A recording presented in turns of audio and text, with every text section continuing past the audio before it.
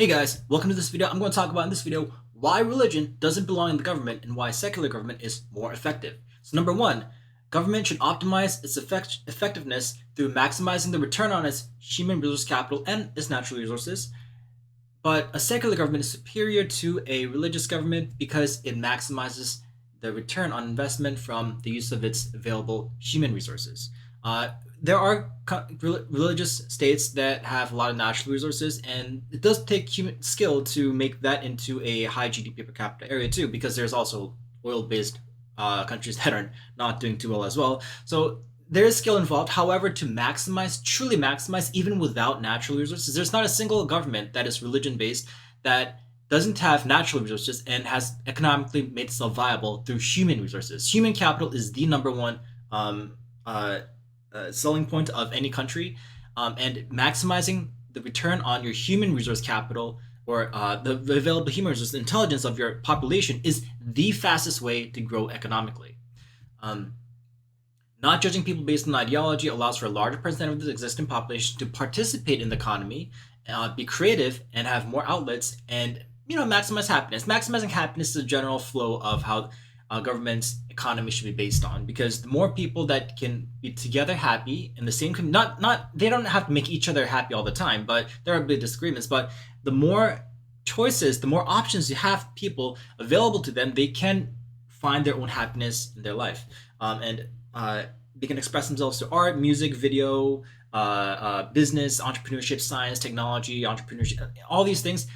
The more you allow the population to express themselves for their desires while not harming each other, and allowing the little guys, the minority groups, the marginalized people to stand up for themselves and participate in the economy without ideology-based judgment, then you get to have more of the smart people actually use their intelligence for the economy. If you're like Afghanistan and you remove women from your education system and remove them from occupation, and you don't even allow them to express themselves in public, your economy is going to shrink. You have a low economy, and that's your fault. You have to fix a lot of things. So number two, secular governments are more open to religion because it allows opposing religious views to equally express themselves. I don't see any Islamic states saying, hey, Christianity, welcome here, Buddhists, welcome here, Hindus, welcome here, or any other religious. They usually not only oppress and punish atheists, they also punish and oppress other religions. So if you really are supportive of religion and freedom of expression, you should support a secular government, because a secular government will say, hey, you know what, Muslims are welcome. You can build mosques and worship and celebrate and have events and build communities. Same for Christians. You can build churches. Same for Hindus, Buddhists, all the religions. You get to express yourself. Secular government does not ban religion like religious ideologies do. We are more open. Secular government is the way to express freedom of religion as well. Just as long as just as it is freedom from religion, it is also freedom for religion. It is more accommodating for a lot of people. Okay, so we are helping more people to be who they want to be. If you want to be a Muslim, yes, you can be a Muslim in a secular government nation. You want to be a Christian, yes, you can. Buddhists, Hindus, all these other. I'm not a religious fanatic, so I don't know all the religions, but any religion you choose, you get to express as long as it doesn't harm anyone else. Like, even though we pass laws to prevent hate speech, harming other people and stuff like that, it's gonna happen. But in a human-run, error-prone government, the best we can do is, hey, at least we'll try to support multiculturalism, multi-religion, multi-atheism, agnosticism, multiple science disciplines. If you're queer or gender, you get to express yourselves without having to worry about being hurt for being who you are. You're born that way. If you're queer, you're born queer. So you gotta support these people, okay? So you can't judge people based on ideology. You want to practice Islam? Go ahead. I pray metaphorically that your kids will not be queer, because they will have a tough time in life under a religious parenting. But hey, you know what? If sometimes things happen, it doesn't work out, and the kid has to suffer. It happens, but at least we don't say you don't get to have kids, you don't get to practice religion because we're a secular government. No, you get to practice being a Muslim, you get to practice being a Christian or any other religion, and you get to have kids, as many children as you need to. You get to live life to the fullest. No one is barred from doing anything unless it overtly hurts other people. Okay, so overtly. If someone wants to read a comic book making fun of the turbans in Allah, you're allowed to. If someone wants to make fun of Jesus, you're allowed to. If you want to say I'm religious and all atheists are gonna go to hell, or all queers are gonna go to hell, you're allowed to. Don't put it on a pedestal where religious people get to protect their ideology and say we can't be offended, while they say atheists are going to go to hell. If you're going to tell me that I'm going to go to hell and suffer and try to put torturous images side by side, I can make fun of your gods as well. I can make fun of Allah. I can make fun of Jesus. Simple as that. I can make fun of Buddha. I don't think Buddha really cares. I can make fun of Krishna. I can make fun of any religion. You say it goes both ways. Freedom of expression doesn't, as long as it doesn't hurt, as long as I'm not burning Qurans and like purposefully like hurting, like really destined to like hurt people. I'm not really trying to hurt people. This video is more to import logic into people's thinkings of why secular government is good, because it increases options. If a religious person says, I believe because of my religion, your options decrease, then a secular government will come in and say, hey, you know what? You're being too arrogant. You're over-exercising your rights. You get to practice your religion, but you cannot overstep on other people's rights and freedoms and humanitarian right to identify as who they are and live their life peacefully, as long as they don't bother you. Now, if someone gets in a scuffle, I can call the cops and they'll sort it out on a domestic violence issue or something. Look, police are there for a reason. Police are there to protect and serve. They're not there to protect just Muslims. They're not just there to protect Christians. They're to protect everybody, queer, gender, black, Hispanic, Asian, white people. Secular government helps everybody thrive. Okay? Fair enough? Okay, so number 3. Religious governments are based on zero evidence. A claim, I made a video on this, a claim without evidence can be dismissed without evidence. There's 8 billion people on Earth, probably 6 billion of them are deeply religious, or 5 billion of them are deeply religious.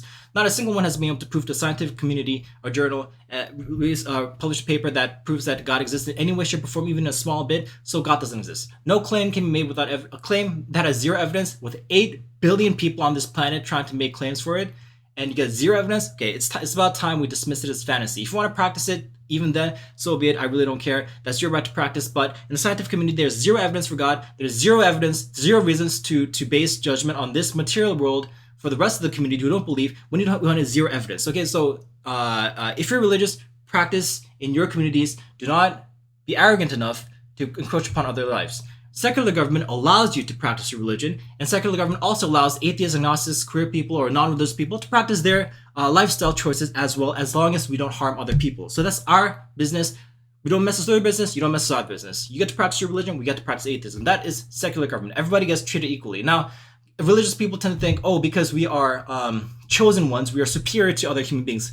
So as an atheist, I have to deal with that. I have to deal with, hey, you know what? I gave this guy a right to express themselves, and they're pooping on me. So be it. I get pooped on all the time. Doesn't matter.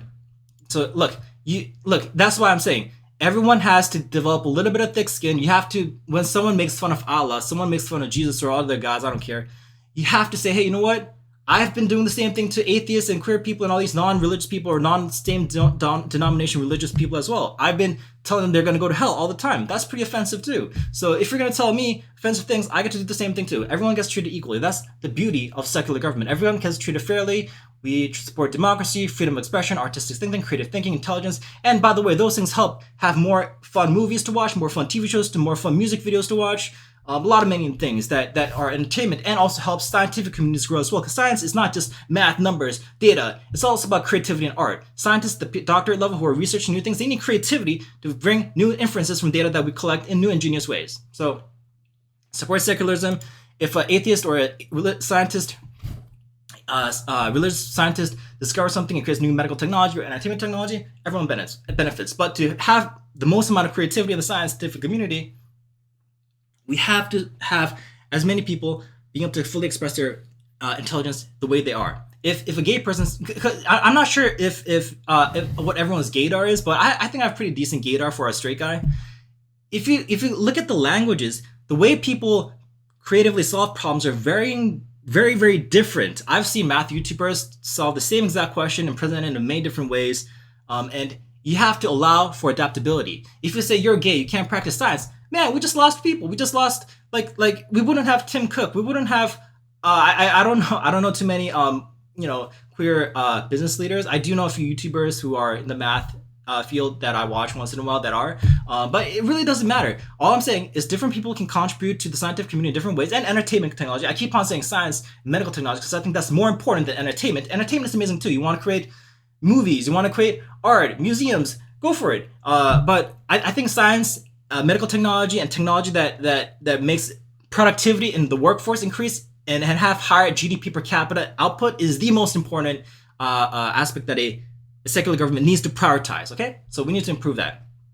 So number 4, secular government will help us, like I said, will cure cancer, reverse aging, create more entertainment technology, and live freely with more choices in life so we don't have to worry about other people.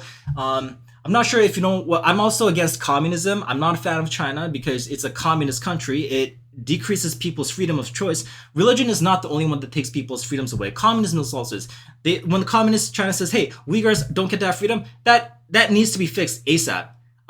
The Muslims there in China, the Uyghur population in China needs to be fully able to express themselves and have access to all the full potential that they can live, okay? They have to be able to have families, have culture, have mosques, have churches or places of worship. They have to be able to fully express themselves, have many kids, do business, express themselves, do YouTube, do social media. People in China should also be able to criticize Xi Jinping. Now, I'm going to probably get kicked out of China for saying this, but Xi Jinping or Kim Jong-un, North Korea dude, Rocket Man, if these guys have say, you know what, I'm so superior, you can't make fun of me, but I can make fun of you. I think the royalty in Thailand or something, they have some weird laws, odd laws like that too. You gotta fix that. Everyone gets to be offended. I get offended. You tell me to go to hell. I've been called many names, racial slurs, really disparaging comments about my belief in no God. I've been offended plenty of times. Get over it. It's part of human life. We're all equal. We're all fair. No one's above the law. Look, here's the thing. If you're religious and you believe you're gonna go to heaven, just say, "Oh wait, I get more pieces to heaven. This guy's gonna go to hell, so let him be. I'm gonna be going to heaven and have more fun." Okay, so enjoy the fun. Think about that, but don't expressly go and say because of your lack of religion, you don't get to be fully a person. No, everyone gets to express themselves fully in a secular, democratic, freedom of democracy government. Okay, so that's why secular government is much better than a religious government, because secular government helps everyone be able to fully express themselves and live their lives equally. We all get equal treatment. You get a religious person gets to practice their religion, a Muslim gets to practice their Islam, Christianity gets to practice their Christian, Buddhists, Hindus, all get to practice their religion. Everyone does it equally. You can build your mosque, you can build your celebrations, communities, events, festivals, everything. So secular government allows for more choice for more people, and that's how, by allowing the maximum choice for the maximum amount of people possible in a reasonable human way, because obviously we have a lot of errors. We're not robots. We're not perfect. We're not perfect beings at all. We have a lot of errors. So we have to do what's best humanly possible. And increasing choice for the maximum number of people on a least judgment basis while helping the minorities and marginalized societies also participate intelligently, artistically, creatively in the economy and technology and business, scientific research and entrepreneurship is how we have a good economy. So I hope this business helped you think, why is secular government not just beneficial for atheists, but also for religious people as well? Because without a secular government, we wouldn't have a amazing high GDP per capita. A lot of the Western countries that have high immigration rates. A lot of Muslim people do come to these countries, and we welcome them. So you have to understand that your freedom to come to a Western developed country and establish your communities, mosques, Muslim communities, which you're allowed to do perfectly, and we encourage it if you come to a secular government. But don't misstep and say then that we have to take away freedom by implementing like these draconian Muslim laws. If you want to practice in the community, great. If you're against abortion, don't do it. But let the other people practice abortion. Let the other people do things that allows their freedom of expression to grow, as long as it doesn't harm other people. A fetus is not, in my opinion, not a fully developed intelligence that can contribute or feel pain in society, in our communities, as well as a grown kid or an adult. Therefore, although it's a slippery slope, I believe a fetus can be aborted and there's no harm done.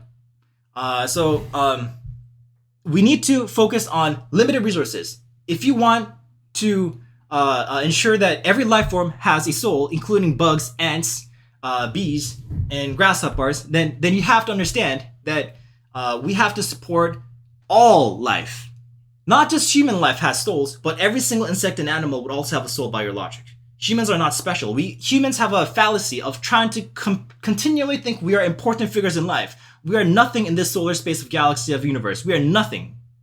And we have to understand that we have to focus on how we can help those around us grow with limited resources, both human capital and natural resources. So that's why we need a secular government to help scientists, researchers, data analysts advise for policies that makes for maximum happiness of a society grow using the scientific method, which is based on data analysis and inferencing, so that we can maximize the economy, have medical technology so your grandparents can be cured of cancer and live to 200 or 300 years, or your parents can live forever for you without as long as AI doesn't take over, then I'll end. But that's another story. Look, we're gonna grow together. We're gonna grow the economy together. I care about medical technology a lot. I care about entertainment technology a lot. I care about your freedom of expression to justify, not just justify, but flourish in your own religion as well, whichever your religion chooses. I really don't care.